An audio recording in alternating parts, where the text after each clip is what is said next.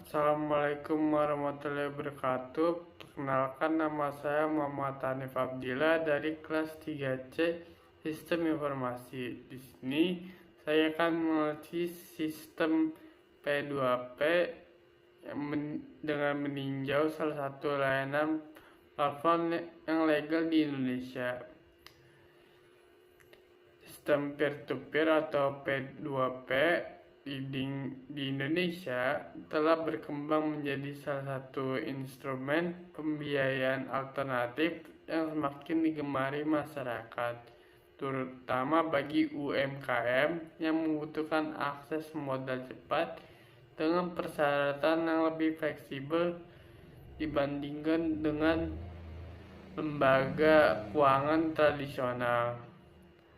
Dalam video analisis ini, kita akan membahas bagaimana mekanisme kerja P2P Leading, apa saja manfaat dan resikonya, serta bagaimana implementasinya pada salah satu layanan P2P legal di Indonesia seperti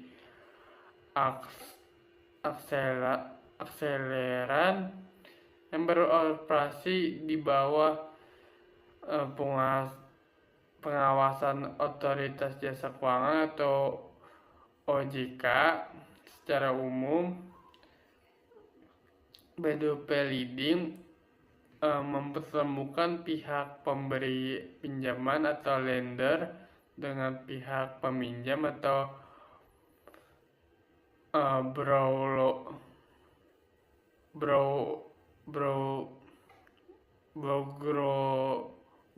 melalui sebuah platform digital sehingga proses pembiayaan dapat dilakukan secara langsung, transparan, dan lebih efisien.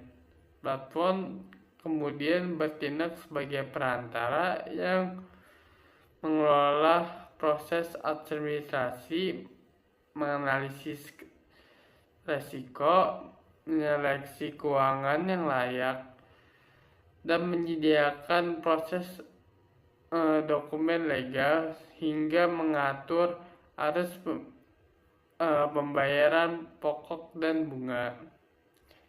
Dengan ekosistem digital ini, masyarakat memiliki dana menganggur dapat menyalurkan investasi mereka secara mudah hanya melalui aplikasi. Pelaku usaha membutuhkan modal dapat memperoleh pinjaman tanpa harus melalui prosedur yang rumit dan memakan waktu. Saat kita meninjau cara kerja pada platform seperti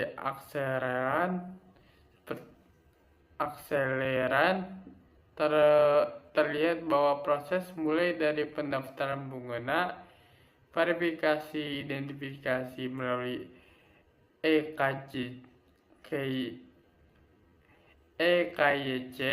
hingga proses seleksi proyek pinjaman berlangsung secara sistematis.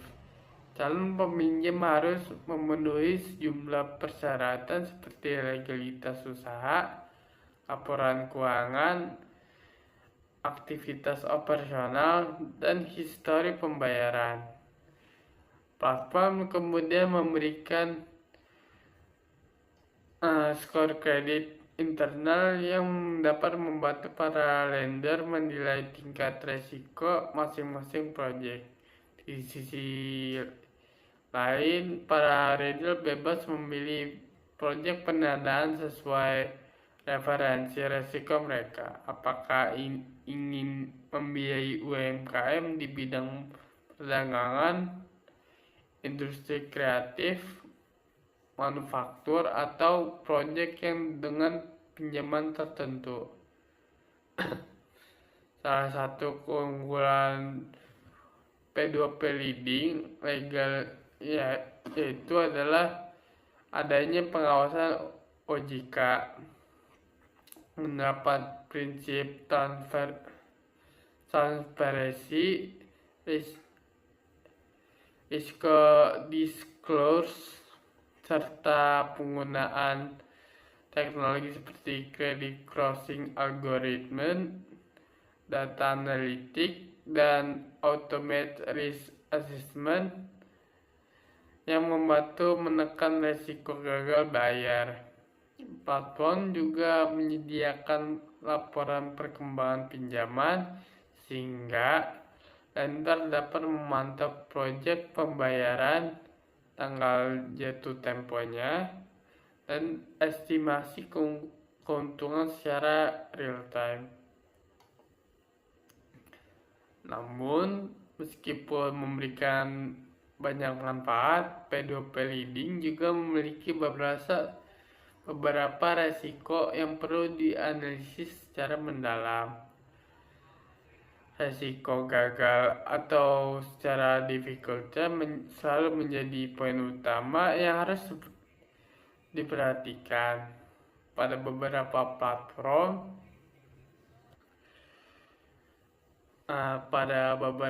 platform, meskipun ada pengamanan berupa aguman, skema perlindungan atau asuransi kredit, tetapi ada kemungkinan bahwa peminjam tidak dapat melunasi kewajibannya secara tepat waktu. Karena itu, pemahaman mengenai tingkat risiko, diverifikasi pendanaan, serta membaca risk disclosure adalah hal yang sangat penting bagi para lender. Selain itu, risiko operasional seperti gangguan sistem atau kesalahan manajemen data dan keamanan cyber juga menjadi tantangan tersendiri di industri P2P lending. Sebagai platform digital, layanan P2P wajib memastikan data pribadi, transaksi keuangan, dan dokumen legal pelanggan terlindungi dengan standar keamanan yang sangat tinggi. Hal ini sangat penting bagi mengingatkan maraknya proses kebocoran data atau phishing yang dapat merugikan pengguna. Dari sisi manfaatnya, P2P lending memberikan dampak ekonomi yang signifikan terutama bagi UMKM yang selama ini sulit mendapatkan akses kredit dari bank karena kriteria yang sangat ketat, riwayat kredit yang kurang lengkap, atau kurangnya jaminan konvensional. Dengan adanya platform seperti Akseleran, banyak UMKM dari sektor kuliner, perdagangan, logistik, hingga manufaktur dapat mengembangkan usaha melalui pendanaan alternatif yang lebih terjangkau. Selain itu, bagi masyarakat umum, P2P lending menjadi instrumen investasi menarik karena dapat dilakukan mulai dari nominal yang kecil, bahkan kadang hanya ratusan ribu rupiah. Tingkat imbal hasil yang ditawarkan juga relatif lebih tinggi dibanding instrumen konvensional seperti deposito. Meskipun risikonya pun lebih besar, inilah yang membuat P2P lending memiliki daya tarik yang kuat. Terutama di era digital saat ini ketika masyarakat semakin terbiasa transaksi secara online.